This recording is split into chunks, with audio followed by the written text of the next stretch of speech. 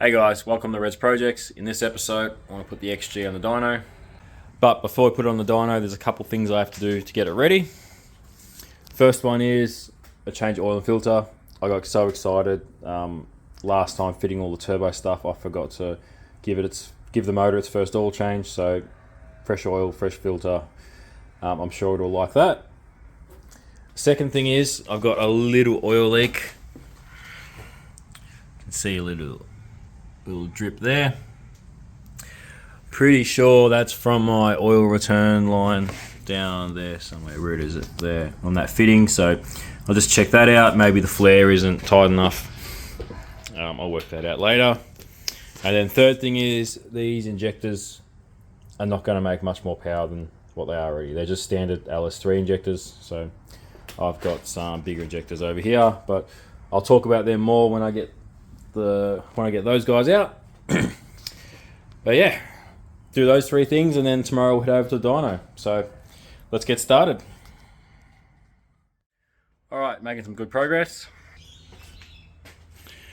Oil and filter is done. My oil leak was just a loose fitting, so that's awesome. Just tighten that back up. Halfway through doing the injectors, or at least I got one bank out. And these are the injectors that came out. These are LS3 injectors. I can't remember the exact size. I'll have a look when I open my laptop up. But what's funny with these is the car's currently got a 3-pound wastegate spring in it, and it makes between 2 and 3 pounds. It makes no boost at all. These injectors were at 85% duty cycle, so there was no way I was going to get any more power out of these. So I bought these guys. There's the part number. They're poly injectors. They're 100-pound little guys, so you know, just look like an injector. So I'll smash those guys in.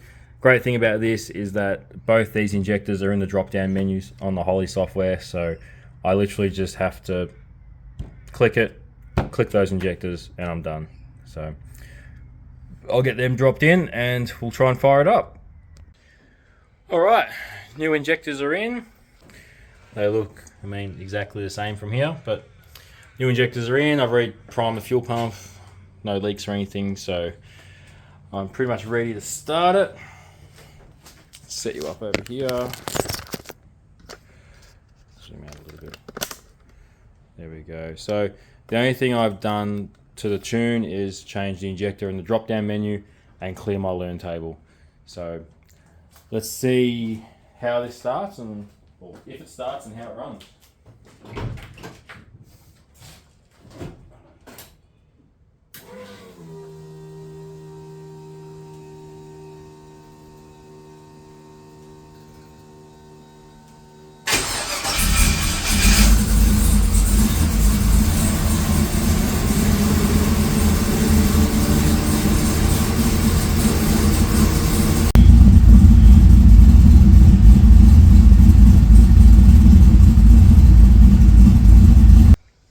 Alright, well that went smoothly. Fired straight up, closed loop, took over.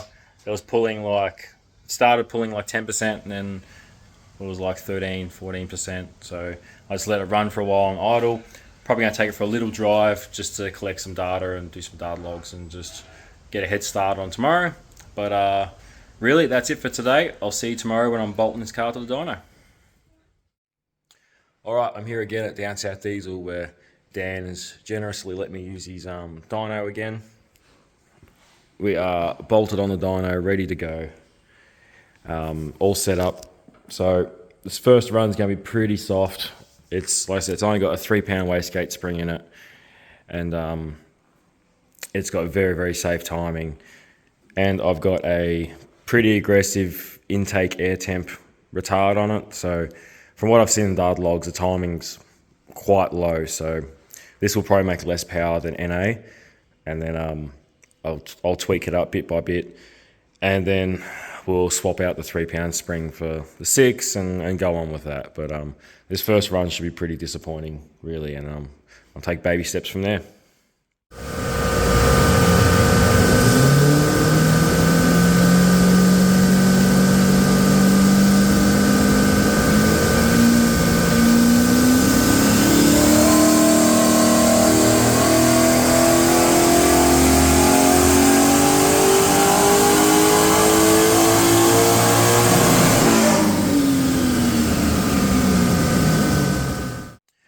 Alright, that did pretty much what I expected it. We're down a few kilowatt from when we were NA, but that's because of the timing. So when this was NA, it had about 26 degrees of timing in it, and the way it was on that run, we had like 16 in it. And it's because timing table was much softer, and I've got a real aggressive intake air temp retard on it, which I'm going to change now and make not so retarded. That was a whopping 2 pounds of boost. Everything else looked great. Yeah, I want to get the power on 2 pound or the 3 pound spring above NA power before I change the spring. And yeah, we'll go up from there. I'm not going to show every run. I'll just probably show the important runs from now on because my phone's running out of storage, but we'll make some more power with this thing.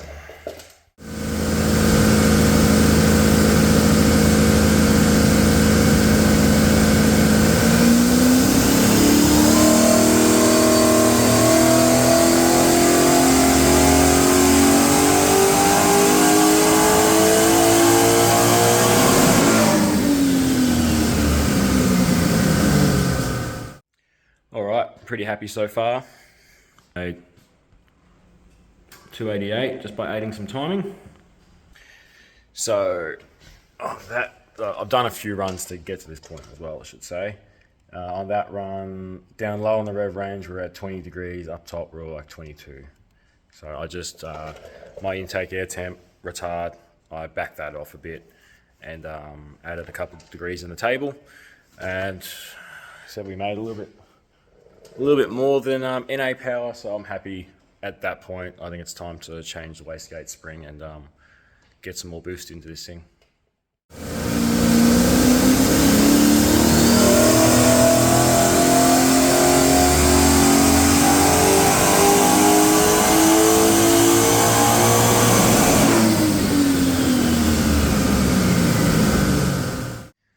Alright, so with the 6 pound spring, we made 307 kilowatt, and that seems a little bit weak. And that's because we made 3.5 pounds of boost in the intake. So I was expecting the 6 pound spring to give me at least kind of 5, but you know, every combination is different, every kind of back pressure is different, blah, blah, blah.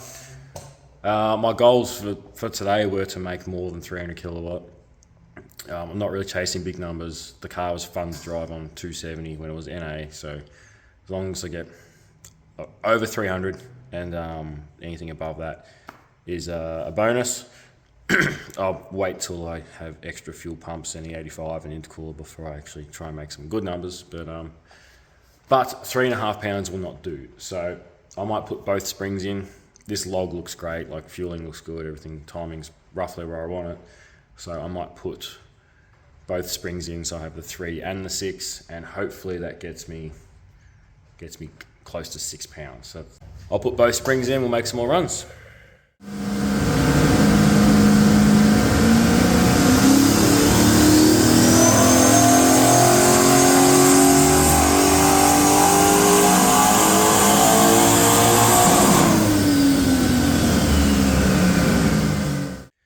Alright, I'm pretty happy with how the car is at the moment. Made 340 kilowatt, 450 horsepower on 6 pounds of boost. Everything looks great in the data log. I just tidied the tune up a little bit. And I sped up the dyno a little bit. I sped the ramp rate up a little bit because I've got no intercooler, intake air temp climbs through the run. So if the run's a bit shorter, intake air temp doesn't get as hot. It doesn't pull out as much timing. So it picked up a little bit of power doing that. So I'm happy with that dyno number. That's how it's going to stay. That's going to be my wastegate, like lowest power this thing can make. And that should be pretty fun on the road. Like before, it was fun with the 250 kilowatt, just because it made cool sounds and stuff. So now, I mean, I'm 90 kilowatt up from that, so it should be pretty fun to drive. One thing I do want to do, I don't want to put a boost controller on. There is like a boost tease here I could use. What I'm going to do is just add a little bit of dome pressure with the air compressor, just add 5 or 10 pound and see what happens when it makes 8 or 10 pounds of boost, just to see what power it makes, how the converter reacts, all that sort of stuff, because this converter, when I was spraying big nitrous on it and I was getting close to that 400 kilowatt mark, it was slipping a lot. So I'm curious to see how it behaves with a little bit more power and torque. So I'll put a little bit of dome pressure on it just to collect some data and yeah, just see what numbers it will make.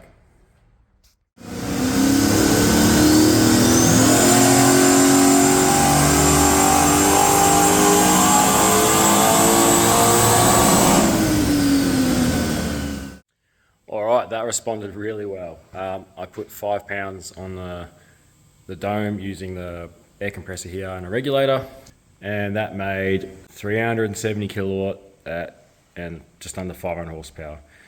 And if you have a look, it peaked early and then drops through the run. That's because the intake air temp was getting hot, as you imagine, and pulling a heap of timing out. So at the end of that run, it was 185 Fahrenheit, which is like 86 Celsius. So that's pretty interesting. If when I go to put intercooler on it, I know I'm going to pick up heaps just by adding pressure to it. I'm pretty much done here. I might do another run and try and clear 500 horsepower, maybe just add a couple more pounds of on the dome, maybe go to 8. Look, I don't want to be I don't get too greedy. I'm already very happy with the results today. So if I could clear 500 horsepower and call it a day, I think I'll be pretty happy. I made 8.5 pounds of boost. So I went from 6 to 8.5, and I went from 340 to 370 kilowatts. So if I make like 9 or tickle 10, it'll pull a shitload of timing out, but it will pick up just a little bit more. So it seems pretty happy. So I might do that, make one last run. I promise, one last run, and we'll call it good while everything is still good. So let's do it.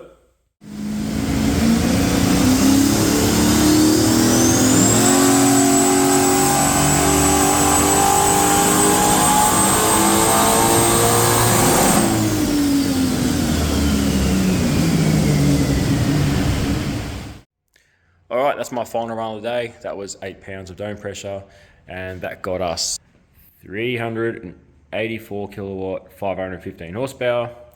You can see that power curve is dropping quite a bit at the end of the run. That's because the intake air temp was very hot. Right at the top of the run here, about 7,000, it's 206 Fahrenheit, which is like 95, 100 degrees Celsius. So that's pretty hot. And because of my intake air temp retard table thing I've got, that was pulling timing down in the single digits. So that's why timing was just dropping through the run, because air temp was skyrocketing. So, but that's really good. I'm glad I did that. Got a lot of data. I know that with an intercooler, this will pick up a heap of power. And then I'm probably not going to push it much harder without going to E85 as well. So it's just good to collect some data. Converter seemed pretty happy at that power level as well. When I was making that kind of power on nitrous, it was blowing through the converter really early, but we seem to still have a nice curve through the run, so I'm pretty happy with that. Converter can probably take some more power. And yeah, other than that, pretty happy with everything. That ended up being 10.5 pounds boost. So yeah, that's pretty good numbers in my opinion. So I'm going to get this thing off the dyno. I can't wait to drive it home. So I drove here with 250 kilowatt. I'm going to drive home with 340, which is going to be my 6 PSI wastegate low power base power amount. So I'm very happy with that. Looking forward to driving that. And I'll give you my final thoughts when I get home. All right, I'm back home, and the Ute is very fun to drive now. I mean, I drove to the dyno with 250 kilowatt, and it didn't seem fast, but it was fun because it made turbo noises, that sort of stuff. Driving home with 340 kilowatt, it's good fun to drive, and it's a good baseline because it's just going to get better from here.